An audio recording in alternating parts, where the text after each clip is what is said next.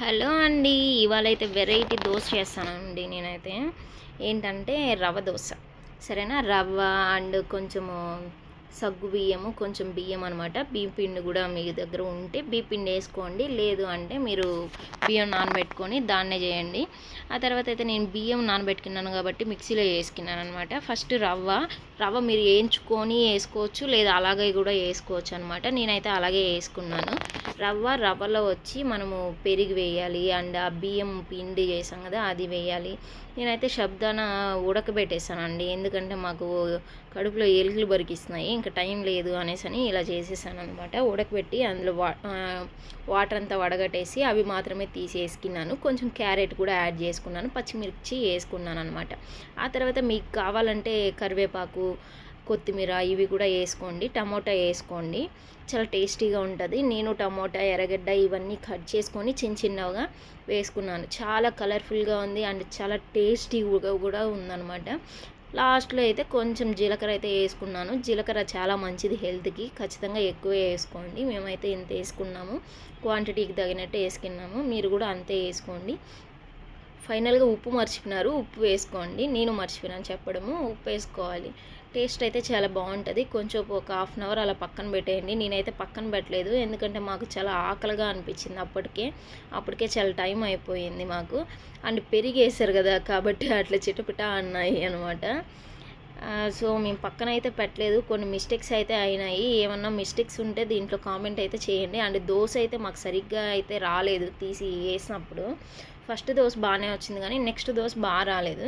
కానీ మేమైతే పడేయలేదు, చాలా టేస్టీగా ఉన్నింది, చాలా అంటే చాలా టేస్టీగా ఉన్నింది. ఇలా రెసిపీ చేసుకోవడమే అసలు దాన్ని చూస్తూ ఉంటేనే అంత టేస్టీగా ఉంది. అండ్ మనం దాంట్లో ఇదేసాం కదా, అంటే కరివేపాకు, టమోటా, ఎర్రగడ్డ అండ్ క్యారెట్ ఇవన్నీ వేసాం కదా, విత్ నెయ్యితో వేసాను, గీ దోశలాగా. సో టేస్ట్ అయితే వేరే లెవెల్ వచ్చింది. అసలు మేము అవి బాగా రాకపోయినా పర్వాలేదు, అలాగే తిన్నాము. గాడ్ ప్రామిస్లీ చెప్తున్నాను, నేను వీడియో కోసం వ్యూస్ కోసం అయితే చెప్పలేదు.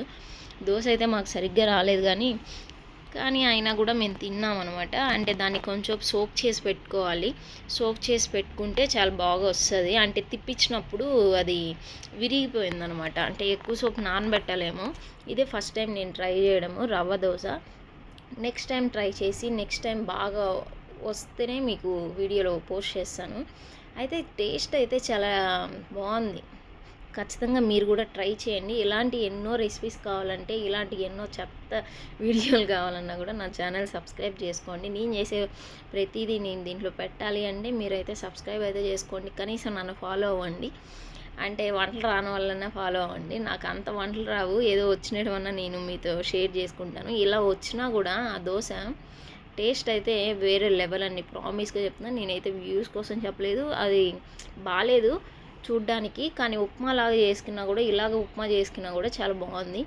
దీంట్లో బియ్యం పిండి, రవ్వ, ఆ తర్వాత టమోటా, ఎర్రగడ్డ, పచ్చిమిర్చి అండ్ క్యారెట్ తురుము ఇవన్నీ వేసాం కదా. మళ్ళీ షబుదానా దాంట్లో మధ్యలో తగులుతూ ఉంటే అది ఇంకా వేరే లెవెల్ అండి. దీంట్లో నేను మిస్ చేసినవి ఏమన్నా ఉంటే ఖచ్చితంగా మీరైతే నాకు చెప్పండి. చూడు, మేము పడేసేట్టుగా ఉంటే ప్లేట్లో వేసుకోం కదా, మేము తిన్నాము దాన్నంతా, అవన్నీ తీసుకొని తిన్నాము, తినకుండా అయితే పడేయలేదు. అండ్ ఇది చెత్త వీడియో అయితే నేను పెట్టున్నాను, చాలా టేస్టీగా ఉంది. అండ్ ఇలాగ పిల్లలకి కానీ చేసి పెట్టారనుకోండి, రోజు ఒకేలాగా చేసి పెడితే పిల్లలు మాత్రమే ఎలా తింటారు. కొత్తగా చేసి పెట్టారనుకోండి, వాళ్ళు కూడా ఆ మమ్మని తినేస్తారు. ఓకేనా? Thank you so much.